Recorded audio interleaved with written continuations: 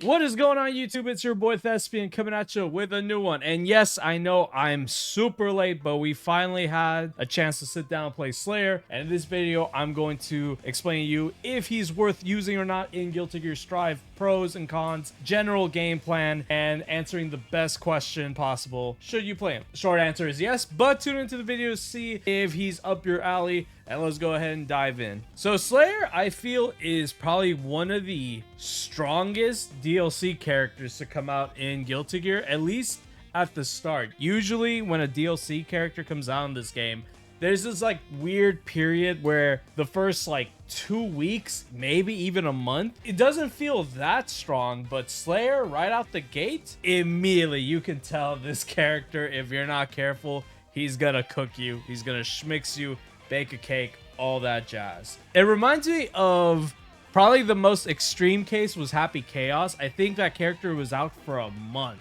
and then it wasn't until later on where people discovered, oh, this character's broken. Like, he wasn't broken immediately day one. Like, it took some time. And some characters that kind of fell into obscurity, I think everyone was like, oh, Biken's pretty good. And then, bam, irrelevant until they buffed her, of course. So Slayer, very, very strong right off the gate. His general game plan, as you can tell, it all revolves around dandy steps. Obviously, this is where the main focus was for his character trailer, gameplay demonstration, and this is where you're gonna get the most mileage. The whole point is to basically just get you in mix, either going low, high, whatever, getting plus frames, left right mix, all that jazz. Other big tools he has is obviously his map of punches, both the punch and the kick variant. You're going to be using the kick variant the most because it travels the farthest, and you can actually do a dash map of punch, and it makes it go even further, which is kind of crazy. It reminds me of Leo's Stan K, where if you plink the dash macro, like it just travels like almost like half screen. But in this case, full screen map of punch kick version. Another tool that Slayer has, which does affect a good part of his game plan, and that's his command grab. This gives him that big universe counter hit. I'll be honest, this is Guilty Gear Strive. Fellas are mashing jab, DP, throw, backdash, super. So you really gotta make them commit to block long enough for you to land the command throw. Like, it's hard. I've rarely ran into it, but it's possible. You just gotta really condition them. So basically, as Slayer, you're just trying to go for big damage, either primarily ending with pile bunker, because that's the main damage you're gonna get, especially in the corner. It's auto wall break, and you're just trying to get them in the mix. Like, Slayer has so many options to open up, plus you add meter, you add his wild assault, the different dandy step variations. It's very easy to open someone up if they're not ready, if they're not familiar with the matchup. I actually think that Slayer might be a noob killer, kinda. Again, if you're playing against someone that does know, there is some gaps to Slayer's pressure that I've sadly run into a lot against people that know what to do, so keep an eye out for that. As far as pros on Slayer, he's, as I said, powerhouse. Like, he's not a glass cannon, but he has the damage of one and no health downsides. Damage on damage on damage. If you get any sort of counter hit, it's gonna lead to 30%, 40, some cases up to 80% in one combo, especially if they know the pile bunker loops.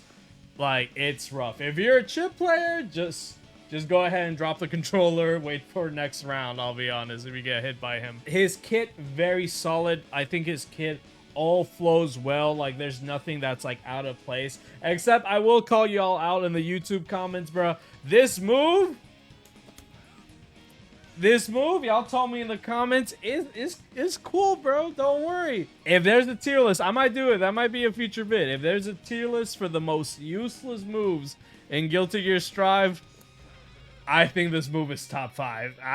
I think I got catfished by y'all in the comments of my last video, not gonna lie, but I'll forgive y'all. Other than that, his entire kit is very solid. Solid game plan.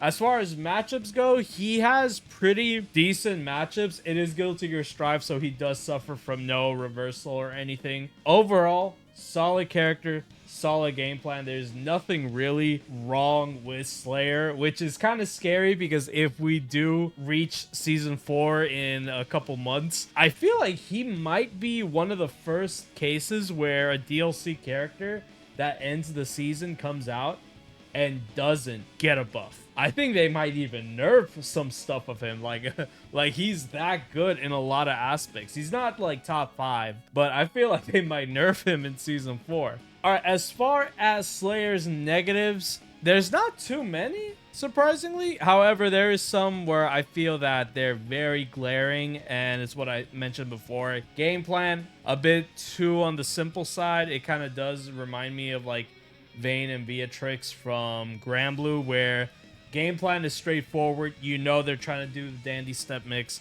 You know they're trying to go for the damage left, right, all of that. So if you run into that one player knows how to block, or a character that has meterless reversal, it is going to cause you a lot of trouble. If you're going to run into someone that mashes jab a lot, you're not going to get any of your dandy step nonsense out. As of right now, I feel that Slayer's movement options aren't necessarily the best, and some people are saying his backdash is actually one of the worst in the game, which is tough, and I low-key kind of feel it after a couple of games here. Very, very simple character. His game plan can get smoked very easily. Another negative, what I alluded to before also, he is playing Guilty Gear Strive in the current year. So, as a character with not too many defensive options, he's gonna get smoked by Wild Assault. He's gonna get smoked by Ram, May, Happy Chaos, Pressure. Like, it's inevitable. It's just one of those things you gotta accept while playing this game. It's a negative, but not the worst if you're used to playing Guilty Gear Strive online. So overall, I think he is a very solid character. Like I said, I'm very shocked how good he is at the very start. And I've seen a bunch of clips on Twitter, other pro players using him. Like, sky's the limit low-key for his kit and what he can do. That's why I'm afraid that come season 4, they might hit him with a nerf hammer. Daisuke might sober up for the one time and be like, you know what, Slayer's cooking a little too much. I feel that everyone should pick him up. If you have the season 3 pass, you should definitely use him. I think he's a lot of fun. Anyone can low-key pick up and play him. He's just a fun character. This is the most fun I've had in Guilty Gear Strive in a while, because Go Lewis, Leffen has a point. Go Lewis, like, just dealing with some of these characters, Wild Assault, like, it's rough for Guilty Gear Strive, but season 4 will hopefully rectify it. Short answer, guys, you should play. Predictable. A lot of fun. I can't wait to use them more. Like, this is the most I played Guilty Gear in a while. Gets me excited for season 4. We'll see what we get. Obviously, I'll have some videos for season 4 in the near future. So let me know what y'all think in the comments below. Are y'all gonna use Slayer? And if you are using him, let me know how you feel so far. Is he a main, secondary, or just a pocket for now? And I'll see y'all next one. Take care.